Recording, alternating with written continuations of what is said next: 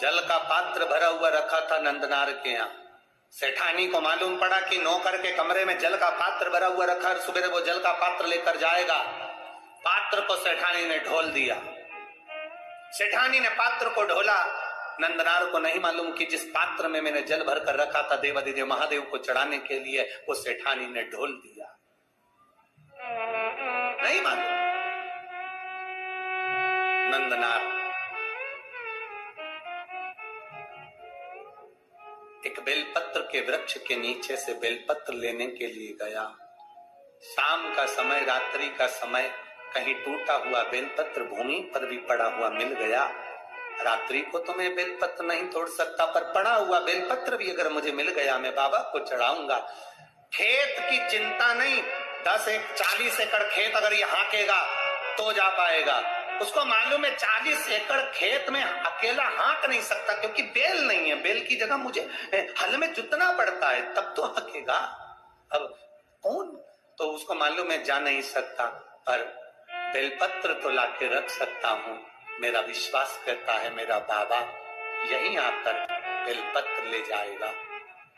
नंदनार बस अंदर भवन में गया। पात्र ढुले पड़े थे। नंदनार जल लेने के लिए फिर गया। रात्रि नंदनार जब जल लेने के लिए गया, सरोवर के द्वार पर सेठानी ने कुआं बावड़ी के दरवाजे पर द्वारपाल बिठा दिए कि इस बधुआ मजदूर को एक लोटा पानी नहीं मिलना चाहिए। नंदनार वापिस कमरे में आ गया। रात्रि भर नंदनार रोता रहा, रात भर रोया। सुबेरे सुबेरे 3:30 बजे 4 बजे रात को पूरे गांव में तहलका मच गया, हल्ला मच गया। लोग नंदनार का जय जय घोष करने लगे। गजब का नंदनार है रे। 40 एकड़ जमीन को नंदनार ने आधी रात को ही हाँक दिया। आधी रात को नंदनार ने 40 एकड़ जमीन को हाँक दिया। नंदनार तो हाथ में 2 पात्र, 2 कलश लेकर, 2 लोटे लेकर नंदनार रात भर एक खंबे से टिके हुए रोते हुए पीड़े पड़े हुए थे। 40 एकड़ जमीन नंदनार ने हाँक दी। नगर में सूचना गई, सेठानी को सूचना गई, सेठ को सूचना गई। दोनों बाहर निकल कर आए। 40 एकड़ जमीन हाँकी हुई थी, उसमें बीज बोया हुआ था। सारे नगर के लोग आकर नंदनार को गले लगा कर कहते हैं, नंदनार तूने ये 40 एकड़ जमीन को एक रात में कैसे हाँक दिया? नंदनार की आंख में जल भरा था। देखा तो दोनों लोटे जल से भरे थे। नंदनार ने कहा, ये मैंने नहीं हाँकी, ये लोटा जिसने भरा है उसी ने ये जमीन हाँकी है। वो शिव है, शिव ओघड़ी। गांव के लोगों ने कहा, जाओ नंदनार शंकर के मंदिर जाओ। नीचे पड़ी हुई बेलपत्र उठाकर, ना जाने कहां का जल भरकर नंदनार जब तिरुपुंगुर के मंदिर में, शंकर के मंदिर में पहुंचे, मंदिर में लोगों को मालूम पड़ गया, विद्वज्जनों को मालूम पड़ गया कि कोई बधवा मजदूर आया है जिसके पास में जमीन पर पड़ी हुई बेलपत्र है। ना जाने कौन सी जगह का भरा हुआ जल है, ना जाने कौन सी जगह का भरा हुआ जल है जिसको लेकर आया है मेरा महादेव।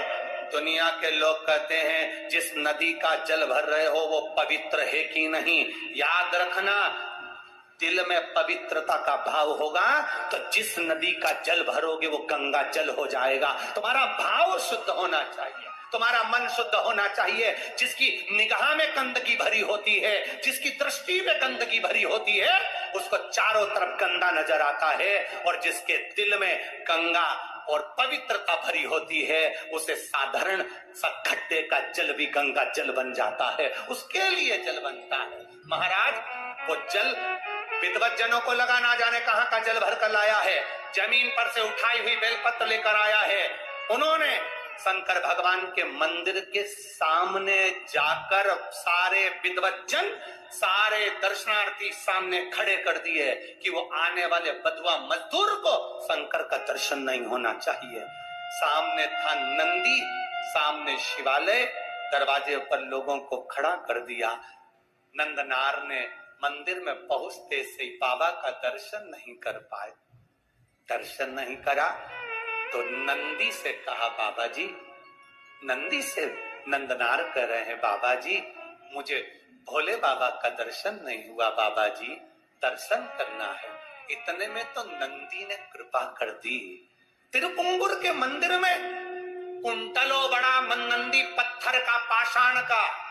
आप अंदाजा लगाएंगे तिरुपुंगर के मंदिर का, अगर कभी जाके दर्शन करेंगे तो ये जो संगीत वाले बैठे हैं इनका मंच आधा कर दो, इतना बड़ा नंदी, और ऊंचाई लगभग आप अंदाजा लगाएंगे कि ये कैमरे वाले जितने खड़े हैं टेबल पे, इनको भी 1.5 और बड़ा कर दो। इतना बड़ा नंदी तिरुपुंगुर के मंदिर में है।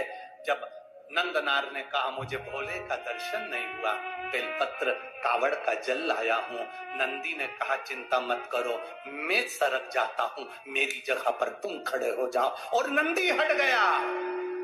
भारत की भूमि का वो मंदिर तिरुपुंगुर का, तमिलनाडु का वो मंदिर जहां आज भी शंकर भगवान के शिवलिंग के सामने से नंदी, नंदनार के लिए पत्थर का मंदिर खसक गया था, और शंकर जी मंदिर से बाहर आकर कांवड़ के जल को अपने ऊपर चढ़वा रहे थे। वो तिरुपुंगुर का मंदिर था, वो शिव का मंदिर। सहजता कहाँ है? शिव तत्व की प्राप्ति है शंकर की अविरल भक्ति, शंकर की अविरल भक्ति। आप दिल से उसको रिझाएंगे, वो दिल से मिलेगा। आप दिल से उसको मनाएंगे, वो दिल से मिलेगा। आपकी दृष्टि के अनुकूल सृष्टि की रचना है। आपके मन में पाप भरा है, कपट भरा है, छल भरा है, बेईमानी भरी, प्रपंच भरा, और त्रिपुंड लगाकर और खूब जोरदार कपड़े मपड़े पहनकर रुद्राक्ष की माला धारण कर भगवान को रिझाने का प्रयास करोगे, 24 घंटे बैठकर अभिषेक पूजन करोगे, मेरा महादेव प्रसन्न नहीं होगा। मेरे महादेव को प्रसन्न करने का एक तरीका है कि उसको दिल से रिझाओ। निर्मल मन सोमोहि पावा, मोहि छल छिद्र कपट न भावा। भगवान को दिखावा प्रिय नहीं, भगवान को तुम्हारा भाव प्रिय है। और मेरा विश्वास करता है जितने भी भक्त ये कथा को सुन रहे हैं, जहां सुन रहे हैं, आप लोगों के हृदय में शिव समाया है, तो मेरा महादेव तुम्हारी झोली को खाली नहीं छोड़ने वाला, भर कर ही भेजता है। उसकी तात्विकता सुख, संत बन गया